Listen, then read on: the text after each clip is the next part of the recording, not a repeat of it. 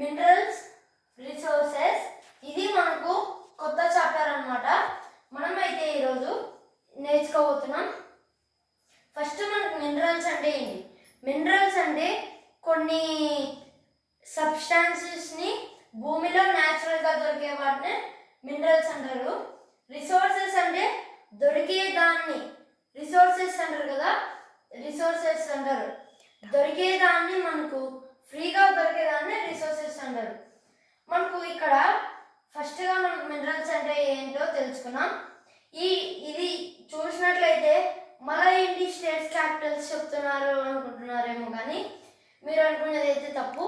ఇక్కడ మనకైతే ఒక టేబుల్ అయితే రాసాను ఇండియా మ్యాప్ వేసి. మీరు ఇక్కడ పేజీ నంబర్ 76 చూసుకున్నట్లయితే ఇక్కడ ఇండియా అయితే ఉంది. దీనికి మనకు రిసోర్సెస్ ఎక్కడెక్కడ దొరుకుతాయి అనేది ఇక్కడ మనకు టేబుల్.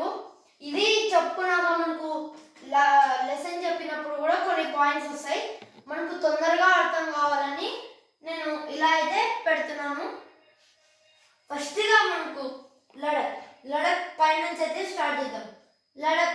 లడఖ్లో మనకు ఎక్కువ దొరికేది ఏది అంటే బాక్సైట్ అయితే ఎక్కువగా దొరుకుతుంది. ఈ ప్రాంతం మొత్తం ఎక్కువ పర్సెంట్లో మనకు బాక్సైట్ అనే మినరల్ అయితే మనకు దొరుకుతుంది. జమ్మూ కాశ్మీర్లో అయితే ఏమీ లేదు, కానీ చండీగఢ్లో అయితే మనకు చండీగఢ్లో కాపర్ మరియు లీడ్ అండ్ జింక్ మినరల్స్ అయితే ఇక్కడ మనకు అవైలబుల్గా ఉంటాయన్నమాట. నెక్స్ట్గా మనకు వచ్చేసి హర్యానాలో మనకు ఎక్కువగా దొరికేది ఏది అంటే ఐరన్ బాగా దొరుకుతుందన్నమాట. అక్కడ ఐరన్ చాలా బాగా దొరుకుతుంది. నెక్స్ట్గా వచ్చేసి మనకు ఉత్తరప్రదేశ్లో మనకు ఐరన్ దొరుకుతుంది. ఐరన్, లీడ్, జింక్ మరియు బాక్సైట్ అనే మినరల్స్ అయితే మనకు ఈ 3 టైప్స్ ఆఫ్ మినరల్స్ అయితే ఉత్తరప్రదేశ్లో అయితే దొరుకుతాయి. రాజస్థాన్లో అయితే బాక్సైట్ మరియు మ్యాగ్నీస్, లీడ్ అండ్ జింక్, ఐరన్ అయితే ఈ 4 టైప్ మినరల్స్ అయితే దొరుకుతాయి అన్నమాట. గుజరాత్లో వచ్చేసి మనకు బాక్సైట్ మరియు మనకు కాపర్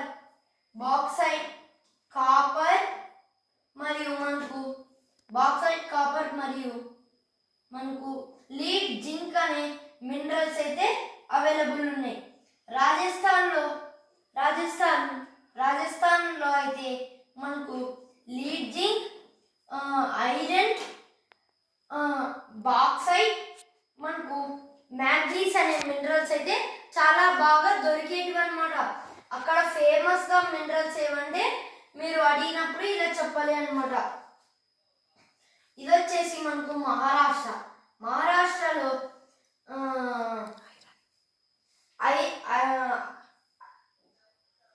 ఐరన్, బాక్సైట్ మరియు కాపర్ అయితే బాగా దొరుకుతుంది గైస్. కర్ణాటక వచ్చేసి మనకు కర్ణాటకలో అయితే ఐరన్, బాక్సైట్ మరియు కాపర్ అయితే చాలా అవైలబుల్గా ఉంటుంది. కేరళ అయితే గోల్డ్ మరియు ఐరన్ అయితే బాగా దొరుకుతుంది. తమిళనాడులో వచ్చేసి బాక్సైట్ దొరుకుతుంది. Bauxite, iron, lead and zinc. ఆంధ్రప్రదేశ్లో వచ్చేసి మ్యాగ్నీస్, కాపర్, గోల్డ్ మరియు తెలంగాణలో అయితే బాక్సైట్, లీడ్, జింక్ అయితే ఈ మినరల్స్ అయితే మన ఏపీ, తెలంగాణలో అయితే చాలా బాగా అవైలబుల్ ఉంది. ఒడిశా అయితే గైస్ మనకు ఒడిస్సాలో bauxite, మ్యాగ్నీస్, copper, lead zinc, iron అయితే చాలా బాగా అవైలబుల్ ఉంటుంది. జార్ఖండ్ వచ్చేసి మనకు బాక్సైట్ ఒక్కటే బాగా దొరుకుతుంది అన్నమాట. ఐరన్ కూడా బాగా దొరుకుతుంది. ఛత్తీస్గఢ్లో అయితే బాక్సైట్ మరియు ఐరన్ కూడా దొరుకుతుంది. బీహార్లో వచ్చేసి మనకు 3 టైప్స్ ఉన్నాయి, కాపర్, మ్యాగ్నీస్, బాక్సైట్. దాని కిందికి వచ్చామనుకోండి వెస్ట్ బెంగాల్లో అయితే మనకు లీడ్ జింక్, కాపర్, మ్యాగ్నీస్ అయితే దొరుకుతుంది మనకు.